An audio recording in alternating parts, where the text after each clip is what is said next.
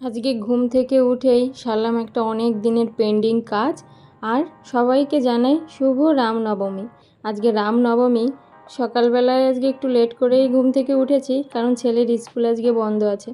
কিন্তু চারপাশে এত সুন্দর সাউন্ড হচ্ছে না, রামের গান হচ্ছে, ধ্বনি হচ্ছে, শুনেই আজকে সকালটা একটা আলাদা রকমের সুন্দর অনুভূতি কাজ করছে। ওই যে বললাম পেন্ডিং কাজটা, কিছুদিন আগে তো তোমাদেরকেও দেখিয়েছি। এই যে কামরাঙা গাছটা রয়েছে, প্রচুর ফুল এসেছে, কিন্তু রোদ্রে কিছুই থাকছে না, সব ঝরে পড়ে যাচ্ছে। এই যে সূর্য মামা ফুল আমেজ নিয়ে প্রতিদিন সকাল থেকে একদম বিকেল 4টে অবধি উনি এইভাবেই থাকেন। আমার একার তো নেওয়ার সম্ভব না অত বড় একটা টব, তাই বরকে বললাম প্লিজ এই নিচে একটু এনে দাও, আর নয় একটা কামরাঙাও থাকবে না। তাই এই সামনেটাই এনে দিয়েছে।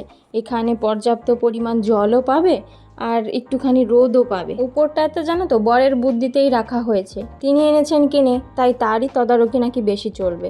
সে যাই হোক, কামরাঙা গাছটা নিচে আনতে আনতেই দেখো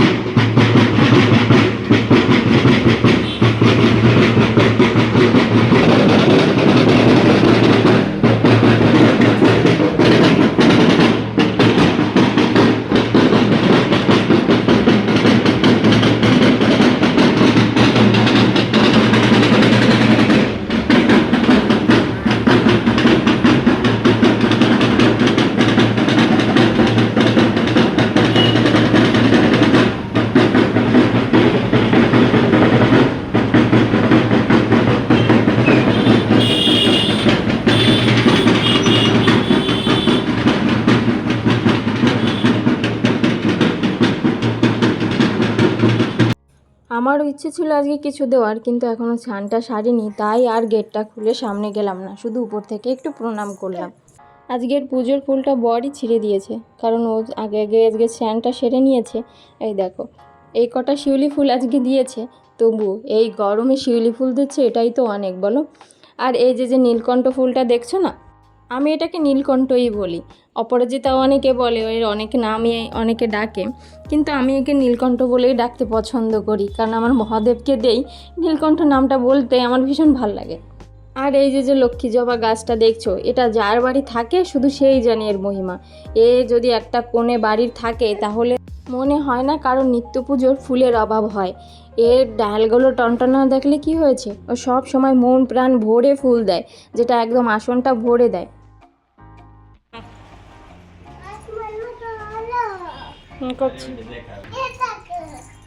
আহা বন্ধে বন্ধেরা বন্ধে, হ্যাঁ বড় গাছ। যখন এই গাছটা উপর থেকে আনা হয়েছে না, তখন ছেলে ঘুমোচ্ছিল, তাই ও তো জানে না, আর তখন থেকে আমাকে ডাকছে এটা দেখাবে বলে, কারণ ও জানে মায়ের গাছ পছন্দ, এটা দেখলে মা খুব খুশি হবে। দেখেই আমাকে ডেকে বলছে চোখ দুটো বন্ধ করো, দু এক লাইন বাংলা বলে থেমে গিয়েছে, আর মনের মধ্যে থাকলেও কথাটা মুখে আর বলতে পারছে না। আর এই দিকে ওই বোন কোলে উঠেছে সকাল থেকে, সেটা দেখে ওর একটু বায়না যে ও একটু কোলে উঠবে। মাঝে মাঝে দুজনকেই নেই, কিন্তু দুজনেরই বায়না থাকে একজন থাকলে কোলে আর একজন উঠবে না। এই নিয়ে সকাল থেকে অনেকক্ষণ হলো, তারপর চান সেরে পুজোটাকে করে তারপর আজকে রান্না করতে যাব। বিকেলে জানো তো এখন আর সন্ধ্যা পুজোটা খুবভাবে করা হয় না, তাই ওই নকুল দানাগুলো ছেলে মেয়ে এখান থেকে নিয়ে খেলেও থালাটা ওইভাবেই পড়ে থাকে। ওদের বললে তার ওরা খুব সেইভাবে গুছিয়ে নিতে পারে না, তাই ওদেরকেও আর বলি না।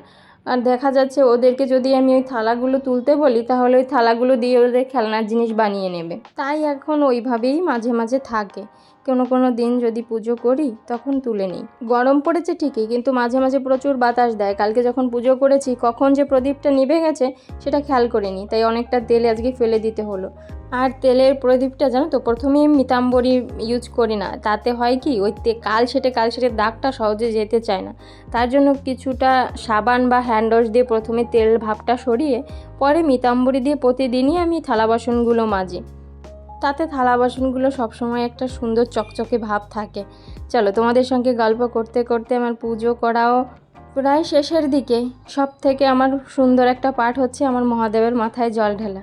এই জলটুকু ঢাললে নিজের মনে আলাদা রকমের একটা শান্তি কাজ করে, শান্তি পাই। ওই দেখো ঘন্টার আওয়াজ শুনেই টুক করে চলে এসেছে। যখনই বললাম একটু প্রণাম করো, এই দেখো 2 হাত জুড়ে মাঝখানে বিস্কিট দিয়ে ঠাকুরকে প্রণাম করছে।